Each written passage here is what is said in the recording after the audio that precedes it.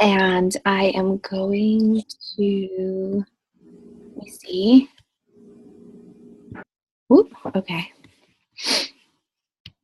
All right, let me put this on. Did I do that right? Oh. Syrup bottles out. All right, there we go. All right, let's get started. So Elizabeth had asked me to talk about, my family is all up, so we'll see how this goes. Had talked about taking ownership of your business. And I was really thinking about this. I think it was the turning point for me in my business when I finally decided, okay, I'm going to branch out and run my own challenge group. And some of you might already do that. But for me, that was a big deal. I'd been running them with Elizabeth, and I felt a certain security in that. I felt confident in that. I loved her posts. I feel like a lot of the engagement in the group was because of her posts, and I wasn't recognizing what I brought to the group. So branching out for me was just a little bit scary, actually. And I did feel just this fear. My team was growing. I had other people on my team starting to lead and participate. And I really felt like I am not qualified to lead my team. I still don't know what I'm doing. I am not qualified to, lead their challenge groups and move over to a team page and all of this. I really felt like I wasn't ready for it, and it was very scary for me. But one of the things I'm realizing even now is that taking ownership of your business is the best thing you can do. And it is scary and it is overwhelming. And at times it can feel like you're doing everything wrong, but it is one of the best things you'll do for your business. So I wanted to talk about taking ownership of your business. I have 3 main points. They're, not perfect or anything, but hopefully it'll be helpful. So my first thought I want to leave with you is we need to focus on ownership over accountability. And what I mean by this is your business. You are not accountable to anyone in this. And I mean, that can be a good thing and a bad thing. Even as you step up as a leader with your coaches, you do not want to teach them to be dependent on you. And this is something I've also struggled with and I'm realizing lately. You need to teach your new coaches as they come on to take ownership right away.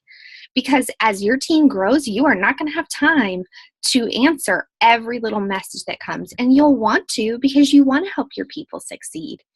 But taking ownership of your business is just something at some point. And you know what? We don't all do it right away. And depending on our personalities, it might take us a little bit longer. But at some point, you have to take ownership and you have to realize that you are the CEO of your business. Elizabeth is not your boss. For Mike, I don't know if any more of for Amanda's not your boss. For my coaches, I am not your boss. We are all our own boss. We all have the awesome opportunity to be our own leaders, and we run our business how we want to. And that is a double-edged sword, because that can be an exciting thing. That can be a great thing, or it can be a really super scary thing. And it can be really hard because I remember when I started doing things for myself, and I wanted Elizabeth to tell me what to do. I did. I wanted her to have this perfect system that she threw at our team, and when we all just did it, everything fell into place perfectly, and I could just run with it, and I didn't have to think, and I wanted that. But you know what? I realized eventually, and she won't mind me saying this, I realized that Elizabeth and I are different people. We have a lot of the same personality and tendencies, but at the same time, we do things differently. And when I finally started to take ownership, and Elizabeth said, well, I don't run my groups that way. And she doesn't. And I said, well, I think I need to run my groups this way. And it was something I wanted to do, and I took ownership. I found success in that. Because when you realize finally that you can do this, you can. The people who sign up with you, the people who are in your challenge groups, they are there because of you. They are in this because they chose to be with you. And the more you step up and lead them, the better it's going to be because they chose you. And that's who they picked to work with. Okay, that's fine. Listen, watch out, coffee's gonna be grinding. It's not that bad. So you are your own CEO. And so I wanted to remind you to operate in confidence and not fear. For a long time, even after I hit diamond, I was constantly wanting to peek in this group and peek in that group and let me see how this person does it, and I need to see how she does it. And finally, I remember Elizabeth said, you need to stop that. I was really mad at her. I felt really upset. And you know what? It was the best thing she could have said to me because I did need to stop and I did need to just decide for myself because I was stressing myself out trying to do it everybody else's way. And you know, most of those ways, it's not how I decided to do it because it wasn't a good fit for me. But I thought, well, that person's having success. So if I do it that way, I will have success. And that is not always going to be the case. You know, I remember at one point I emailed Melanie Mitro. I thought, I'm just going to ask her. And I asked her if she would share what she does with her new coaches. And she gave me kind of like a very vague answer. And I remember being upset about that. But you know, I've been thinking lately, even if I had Melanie Mitro's perfect system, it might not work for my team. We're different people and I'm a different person and I lead my team differently than she does. I am not as organized as she is, although I'm learning to be. But at the same time, I bring something unique to my team. And I think that that's a good thing. And for me to constantly be searching for that perfect thing, that perfect system, it's just going to make me stressed out all the time. There is no perfect system, but whatever you have confidence, get behind it and go with it. So that's my first tip. So ownership over accountability. You are the CEO. And no, that doesn't make this easy. And sometimes it makes it a little bit harder because we have to make those decisions. You know, and I'm not saying don't go to YouTube and don't look at different trainings because there might be a coach out there that you really relate to and you think, oh yeah, that makes sense. But something I've learned even with the National Wake Up Calls, I really have to pick and choose the information because there are some great ideas out there. But if I implement all of them, I will be a stressed out, crazy mama. So I really need to pick things that line with what I believe in, how I want to run my team, and I need to go from there. So my second point in taking ownership of your business is we need to be empowering our coaches and not enabling them. Empowering and not enabling. This is something that's really hard for me because I have the personality of, oh, I just want to help them all and I just want to do it for you because it's easier and I want you to know that I love you and I want to take care of you. But I am learning that, you know, there's that old proverb or whatever that, you know, if you give a man a fish, he'll be fed for a day. But if you teach a man to fish, he'll be fed for his life. I need to teach my team to fish. I can't just do it for them. That's not helping them and it's not helping me. So a part of this, and I love at the New Leader Conference, Michelle Myers talked about having just a simple system in place for helping your coaches get on their feet. So, where did I put that? I love how she said it, and I'll read this for you. I do, you watch. We do, we talk. You do, I watch, then we talk. You do, someone else watches. So what she does is she sets up a system for how to give them wings. And so she'll do a presentation or she'll do, she'll get on a group message with them, with a person, and she'll kind of do the forming and talking to that person. And she does this just with her new coaches. And then they watch and they see what she does. And this is kind of the idea of maybe running a challenge group. So maybe instead of, always saying, oh yeah, you can do a challenge group with me. Oh yeah, to your coaches. Why don't you say to your coaches, okay, as we get started, we're going to do our first group together. From there, you're going to learn. And then in the middle of it, I'm going to give you some tasks to do in the group. And then at the end, you're going to see that you can do this. And then you're going to run your own team. And I'll be a part of your next group so that I can help you and give you feedback. And then, kind of gradually working them through things so that they can, learn to do it. Then we talk about it. You want to always give feedback. You do, so your coach will do it, and you observe them and then talk about it, and then they do it and they're on their own, because eventually you have to teach your coaches to take ownership of this business, because otherwise it's not going to work, because their people coming on didn't sign up to work with you.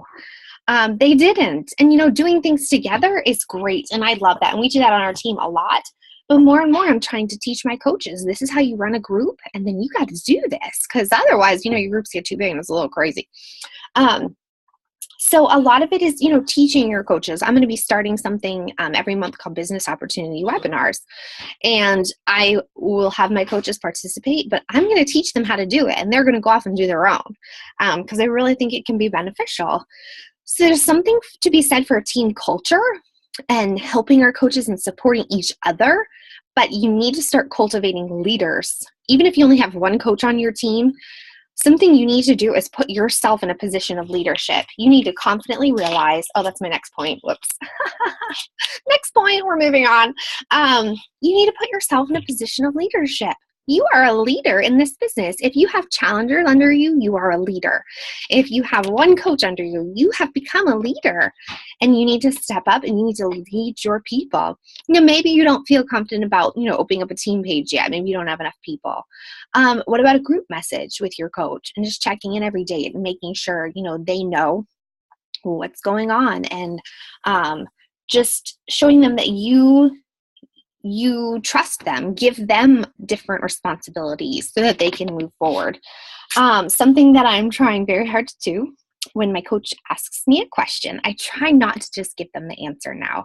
And it's really hard for me, because I really like to just give them the answer. It's easier. It's like with my kids. It's easier for me to just put their lunch away rather than having them do it, because then I'm just going to have to fix it anyway. It's like that mom mentality. So it is, it's easier to just do the work for my coaches, but in the end, it makes more work for me, and it doesn't teach them how to move on and do the work for themselves so their business can grow and thrive. So I've been trying to show them the tools of how to find that answer, and then have them find it and then come back to me. If they still have questions, I will definitely help them. But it's that same thing, you don't want to just give people the fish. You want to teach them how to fish so they can move on. So that is my basic, recipe for success. But, it's really easy to, say this, but then sometimes you still feel lost. I remember the end of last year. I hit 5-star last year. That was a big deal. And I just remember the end of the year feeling so just frustrated. Allie had given us the Team Thrive training, and it was so amazing, and it still didn't seem like I didn't know what to do with it. And even though she had her system, and I just felt really like I'm not doing things right. I need a better system. It was very frustrating. So the beginning of this year, when I went to the New Leader Conference and I heard Michelle Myers talk about this, really taking ownership of your business, I really realized I've got to do this. It doesn't matter if my new coach academies have totally tanked in the past. It doesn't matter if, sometimes when I go to start a new coach academy, there's only one person. I need to just take ownership of this and realize it is my job to get my coaches started. It's my job to get them started and then let them run with it. It is my job to teach them to be leaders. It is my job to teach them to take ownership of their business. It is not my job to make them successful. And I was acting that way, and I was taking on that responsibility. It's not my job. I cannot make them successful. That's something we all have to decide in this business, and we all just have to take ownership of that ourselves. So when I took that burden off of myself and I recognized, you know what, I need to give my coaches the best tools possible, but I cannot be holding myself accountable for their success. Because how did I get to where I am? It wasn't because I mean, obviously Elizabeth has done so much for me. She's amazing. She answers my questions like, all the time. And at the beginning, I asked crazy questions all the time. I think she probably got irritated with me. Bless her, I love her. But you know what? It wasn't because she, spoon fed me this perfect system. It wasn't. And, at times I felt frustrated. But at the same time, I'm really glad because it made me decide that I was going to work this business. And you know what? She was there to support me and encourage me. But sometimes I did things differently than her, and that was okay too. And I think that it's good when you start seeing your coaches do things differently from you, because then they're taking ownership. And sometimes it can almost be like, hey, wait a minute, that's not the way I taught you to do that. But then it's like, no. They're doing awesome, and they're taking ownership of their business. That's a good thing to see. That means you are being a leader with your coaches when they start branching out. So that's my basic call today. Does anybody have any questions? I can't see any of you for some reason. Oh, there. Hello. Oh. All right. I can unmute everybody. No. Yay. All right. Does anybody have any questions? I think I've been doing a lot of what you've been doing. I've really been pressuring myself to get my coaches to be successful. And you know what? I've lost 3 coaches lately. And I just realized that I've got to stop doing that. I now have 2 who appear to be really serious. Mm-hmm. I mean, I've got more coaches under me, but I've got 2 coaches who have now kind of said, yeah, I think I'm really ready to run this business. And I just need to give them the tools for it and not be like, here's everything you have to do it exactly my way. Because that won't work. So, yeah. I am gonna say this too in Team Abundant Life anyway. I'm doing kind of a beta test group of my new method that I really think, and it's really going well, of how to use the Team Thrive training and do a new coach academy to get coaches started with them taking ownership. So I am gonna put all that into an Evernote file for coaches to kind of check out and see if it'll work for them. But there's my daughter with no clothes on. So yeah, it's true. And I still feel that way sometimes, but I have to stop myself because I cannot put the responsibility for my coach's success. Elizabeth's, my success was not based on what Elizabeth did for me. It really wasn't. I had to take ownership, and I had to do the trainings, and I had to figure out ways that worked for me, and I had to listen to the National Wake Up Call, and I had to just finally decide, this is my team. I need to just do this. I need to stop. Because I would even worry oh no, Elizabeth's going to see I'm doing this differently. What's she going to think? And she didn't care. She was glad that I was just running things, and branching out and doing all this stuff. She didn't take it as a personal, oh, she's not doing it well. The 2 coaches that I'm kind of thinking about right now, they have become pretty dependent, and I'm wondering if I just need to because they always just jump into my challenge groups and basically act like challengers, and I'm wondering if I need to be mean and just say, you can't join my groups anymore. You know what? How about say it like this? Sorry. How about do this? Say, okay, you guys have seen how I run a challenge group. For our next one coming up, what we're going to do is you're going to take some of the posts. So I'm going to make you responsible for, and give them Wacky Wednesday or whatever, however you run yours. And that's your post for the duration. That way, after this group, you're going to feel confident to lead your own group. Right there. Mm-hmm. So that way you're not saying, you can't be in my groups anymore. And then they feel like this panic and not to do, but rather you're saying, okay, together, I'm going to help prepare you so you are confident and ready to lead. And you can even say to them, your challengers are joining, they're going to be joining to be with you. And it's so much better. You're going to see your business grow as people are relating to you and seeing you take ownership. Those are the people that will end up signing up with you as a coach as you start to do that. So, yeah. It's good. Danielle, do you still have your coaches do the Team Thrive Academy, or are you doing your own separate academy? No, I don't have time for that. No, I really like Allie's training, and I feel like why not use I do too. I'm so done recreating the wheel. That's part of it too, is I need to take the tools I Right. have and just go with it. And I really like her training. Yeah. But I was just like throwing it at my coaches because, I had heard them say, well, this is, we're not doing groups with this. And, and because Allie has her specific way she wants it to be used. That's fine, but it doesn't work for me. So I am using Oh, it. so you created a group to go through the Thrive together. Yeah, because it was stressing me out. I had this whole list of each people that was, each person that was doing it, and I was having to check up on them, and like that is stressful for me. So here I just have a very small group. I have a small group, and my post of the day is something along the lines of, once I get it all in Evernote, I can share it with all of you. I don't mind at all. Okay. But I'm basically like just telling them that every day go through the vital behaviors. And then I give them, okay, have you done this video yet? And so we're going through that together. But then I'm also like, we're working on inviting to the challenge group that we're going to do together the third week of the month. So it's all kind of flows. And I could do, I'm probably going to do, once I have it all down, I'm going to do a call about, a marketing plan for the month.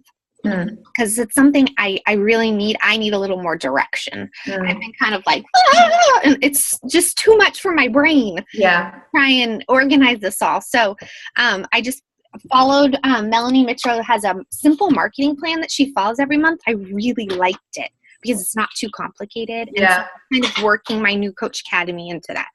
So it's all in the test run, but I finally I just feel confident about this because I just decided, well, this is what I need to do. Right. No, but I'm I'm a teacher, so I love to follow directions. Me too. Me too. Yeah, and sometimes our personalities make it harder for us to, take that ownership. Like it is. Sometimes personality is a big part of it because I want someone to just tell me what to do. See, I think I have the opposite problem. I'm a teacher. I like directions, but I also like to do my own thing. I like scripts. When I see, here's how you, invite a person, here's the script, I'm like, nah, I don't want to do that. That's so funny. I love it. So, teachers. Well, thank you, Danielle. Yeah, thanks. I have a quick question. You said take ownership of being a leader, even if you only have one person, whether it's one coach or one challenger. Do you have any tips for keeping motivated for it being just one person, especially if they just start to drift away? My biggest tip would be find more people. Yes.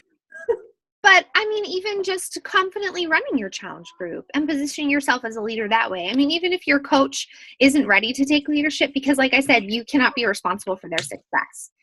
So you cannot drag that person along. They have to decide. So maybe it's just how you, answer those questions or how you run that challenge group and say, you know what, I'd love to have you as a part of my group. And I'm going to be, I think some of it is just our own inner decision. I will be a leader. I will make these decisions. I will be confident. I will not go forward in fear. It really is a personal, I don't know, decision within yourself, of just saying, okay, I'm ready. I'm going to step up. I'm going to start leading. Thank you. Yeah. Okay. All right.